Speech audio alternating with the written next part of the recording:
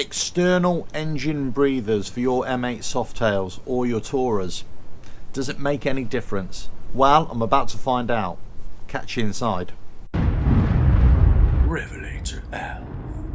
Hello, welcome to RevelatorAlf. I hope you're all well in these testing times. So, if you watched my previous videos, nearly a year ago now, I was discussing external engine breathers and discussing the merits of them, and I get questions about this all the time via the website as well.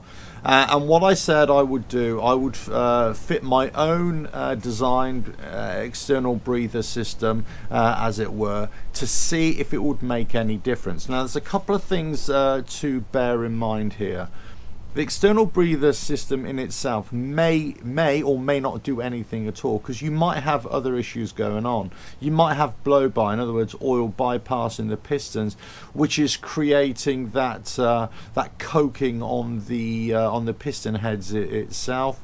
There could be a fueling issue as well that's creating this extra kind of coking effect, this carbonization, as it were, on the piston heads as well. So there are those things as well.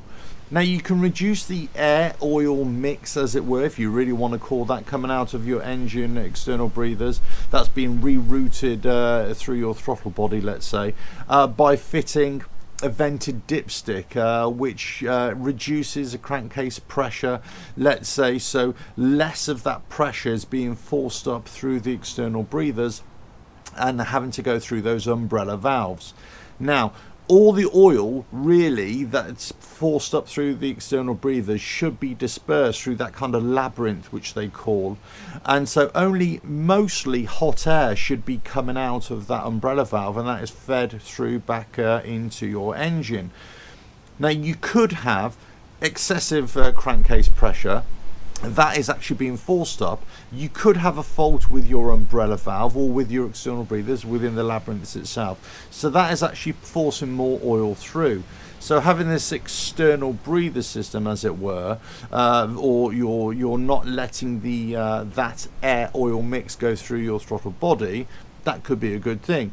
If you have a vented dipstick, whether it's fueling or whether your own, it can actually reduce that pressure in the first place.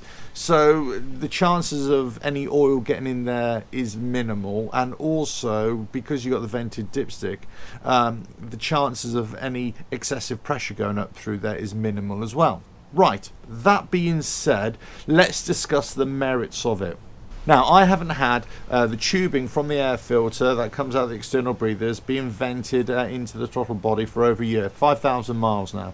So I'm going to check now inside the cylinders to see if there's any difference. And I'm going to use my endoscope, okay? Right, let me do that. Okay, so I've got the spark plug off, and basically I'm going to stick the endoscope in the cylinder. Let me start recording it, and I'll show you what I find. Well, there seems to be some coking on there. But I say, if I had to compare it to last year's, I'll have to do this afterwards, and I'll put a side by side and you can judge for yourself. My first impressions is that it's less. It's less. It's definitely still there, but it seems as if more patches of the piston head are clear of carbonization, of coking, as I would call it. There definitely are still big patches on there, and all I would say is it doesn't seem to be any worse from last year. Let me look at the cylinder walls. Yeah, cross hatching is there, doesn't seem to be anything out of the ordinary. Good reflection there as well. Okay, that's the rear cylinder. It seems if it's not as bad at all, so possibly thumbs up to the combination of external breathers, or venting out externally, I should say, and also the fueling dipstick or the vented dipstick. It could be that after 5,000 miles I've seen a kind of reduction in that carbonization, that coke buildup. Okay, let's do the front one. Okay, if I compare it to last year's from memory, it looks quite similar. But again, I noticed that last year there was a difference between the front cylinder and the rear cylinder as well. Front cylinder here seems to be more uniform. but it doesn't seem to be as thick in places.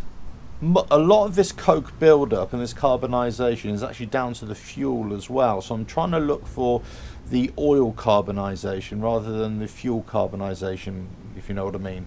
I would say overall there's less. There seems to be a lot more cleaner spots. Certainly on the edges it seems to be cleaner.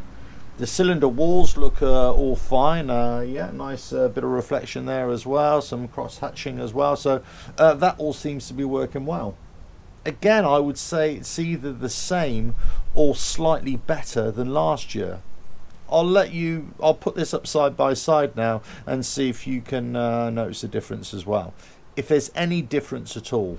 Right, let me button this up. Okay, that's all done.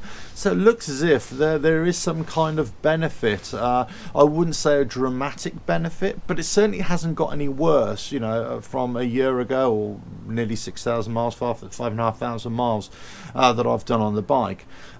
Now there is a call from many, and I would tend to agree with this, that actually if you want to get rid of a lot of these deposits or minimize it, just take it for a hard ride every now and again. Open up the throttle, you know, on the motorway or the highway.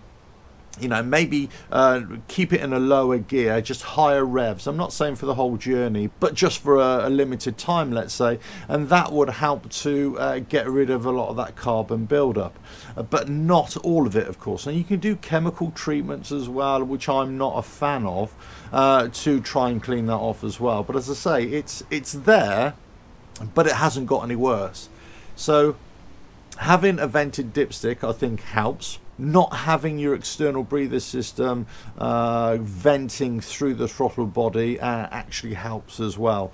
So that all helps. But as I say, I don't think you're ever going to get rid of it because of not only of the natural oils that is in the combustion process as well. You might have a little bit bypassing the pistons, but also in the fuel as well. So it's always going to be there, but you're just trying to minimize it as well. And let's not forget that you can always take the heads off as well and clean off your piston heads. It doesn't mean that you're going to have to change your pistons. It just means that you might have to do a chemical wash on them just to clean them off. The thing is, it's whether your pistons bedded in and also your piston rings bedded in when you first got the bike, or when the pistons and piston rings were changed, if you've ever had that, or what kind of problems might be derived from that. Now, of course, if you've got excessive carbon buildup, that could cause damage to the cylinders. It could cause pre-detonation and pre-ignition, let's say. So there are issues associated with carbon buildup or excessive carbon buildup, or bits of carbon flaking off, let's say, and causing damage. But overall, as long as it's not excessive and you're keeping it in check, it's fine, I would say. So that's it. I've kind of looked at the data, as it were. I've read all the arguments. I've tried to do my own analysis of it as well.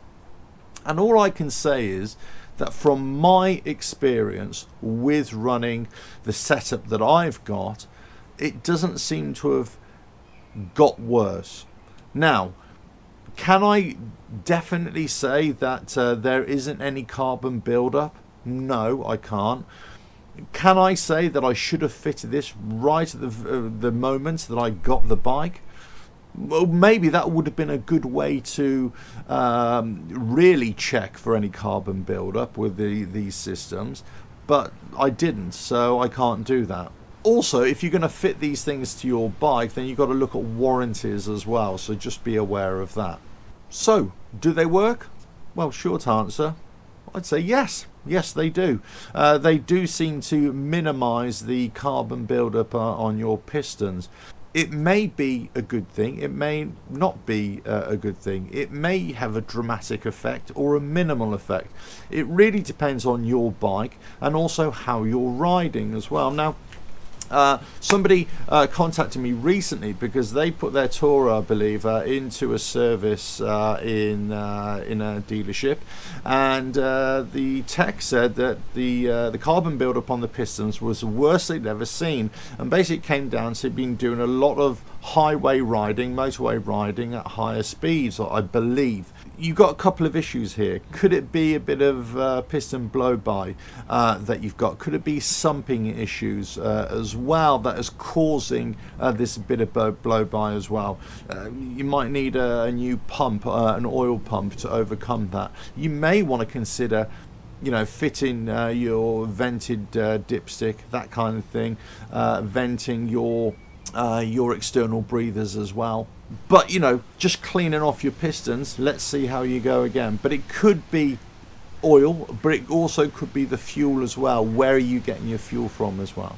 So it's just one of those things. Anyway, I thought I'd bring that to you. 5,000 miles. I've tried to give you as much information that I have on it and my experience of it now. And there we go. I'm not going to remove my system. I'm just going to keep it on there now because it seems to be working fine for me. If I went back to stock, let's say, would it make any difference? I don't think so. I don't think it would make a dramatic amount, but that's something that you can check yourself. Maybe go back to stock if you've got this and see if there's excessive carbon buildup again. It's up to you. Anyway, I hope you found that useful. Don't forget to subscribe, hit that bell, like and share, and check out the website RevelatorAlf.com. And I'll catch you again on another video coming very soon. Ta-da!